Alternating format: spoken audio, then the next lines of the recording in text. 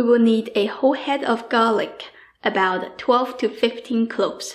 You can increase or decrease the amount based on your preference. Throw them into a food processor along with a small piece of ginger. Use the on and off mode. Blend them into a pretty fine dice, like that. Get a sauce pot. Add some cooking oil in it, about 2½ tablespoons. Fine diced garlic tend to absorb a lot of grease, so you will need a decent amount of oil to make it close to the street food style. If you want to use butter, go ahead. I'm sure it tastes even better, but Chinese style, we don't use butter often, so I'm sticking with the regular cooking oil. Stir it on low heat for a minute or two. Toss in some oyster sauce just for some extra umami taste.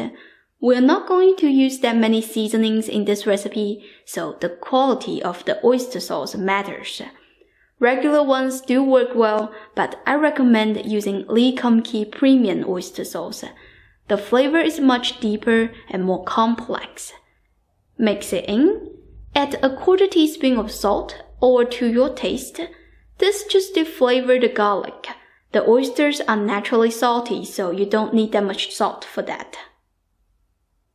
When you see there are so many bubbles appearing, you can turn off the heat. It doesn't look like that much sauce. I'm only making 12 oysters today, so this is plenty. Set the sauce aside. Let's move on to the oysters. I got these live ones from Whole Foods, very fresh. The outside of the shell is pretty dirty, so I will wash it with a toothbrush just to remove any sand and seaweed. If you don't clean them first, you probably will get some dirty stuff into the oysters when you open them. Now I'm going to show you how to open the oysters. There is a small gap at the end of the edge. That is where we will force open it. Use a towel to hold the oyster because the shell is quite sharp. Stick the tip of the dining knife in. It's gonna take a bit of force. When you get it open a little bit, you can move the knife around to loosen up other parts of the shell. The edge might crack a little bit. That is normal. It doesn't look that hard, but sometimes you do get stubborn ones that take forever. You can throw it into 170 degrees Fahrenheit water for 15 to 20 seconds. It won't cook the oysters, but it will allow you to open them much easier. This is a simple recipe, but I think opening the oysters probably is what stops a lot of people from trying it. Well, no pain, no gain. Let's bring these lovely babies to the grill.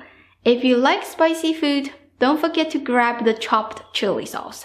It's great to spice up your oysters. Today, I will make half spicy ones and half non-spicy. You want to set your grill at high.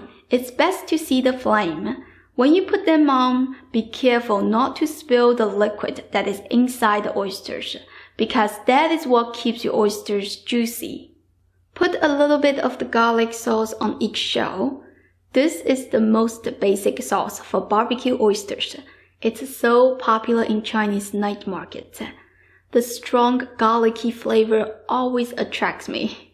If you want it to be spicy, you can put the chopped chili sauce. If you don't have it, sprinkle a little chili flake will also work. Add some cilantro to make it look pretty. Oysters cook really fast. Those bubbling ones, they're done already. Take them off the grill. Personally, I prefer my oysters to be completely cooked. If you like to cook it less time, that is okay too. Look at that. Can't wait to eat one right off the grill. This is so good. Tender and juicy. Don't forget the little juice that is left in the shell. It has great flavor too. Let's taste the spicy one.